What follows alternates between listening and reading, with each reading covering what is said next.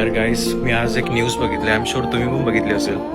एका मुलाने सुसाईड केला आणि त्याचे बाबा त्याला वाचवायला आले, तर त्यांनी त्याच्या बाबांना सुद्धा खेचलं आणि त्यामुळे त्याची आई सुद्धा त्या आतमध्ये गेली.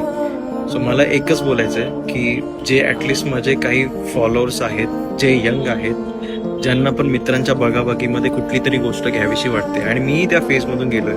प्रत्येकाला वाटतं की माझ्याकडे ती गोष्ट असावी. मी एकच बोलेल, यार, अर्न करा.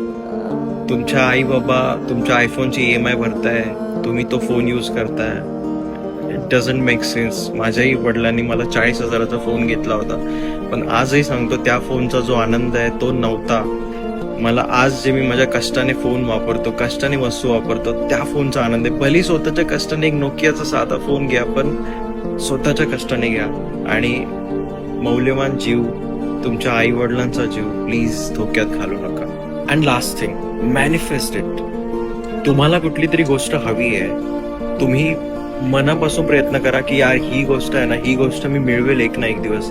माझी आत्ता लायकी नाहीये त्या गोष्टीपर्यंत पोहोचायची, पण ती गोष्ट मी एक ना एक दिवस तरी मिळवणार, आणि माझ्या स्वतःच्या कष्टाने मिळवणार. माझ्या मित्रांनी घेतले म्हणून ती नकोय मला. माझ्या मित्राच्या पप्पांनी ऑलरेडी ती गोष्ट कमवली आहे म्हणून माझा मित्र वापरतोय. माझ्या मित्राची पण लायकी नाहीये, माझी पण लायकी नाही, पण ज्यावेळी माझी लायकी होईल त्यावेळी माझ्या स्वतःच्या कष्टाने ती गोष्ट घेईल, आणि त्यावेळी जो आनंद असेल ना, तो आयफोन किंवा ती कुठली तरी पहिली गोष्ट जी तुम्हाला हवी आहे, जी स्वतः तुम्ही कमवली आहे, ती यूज करण्यामध्ये. सो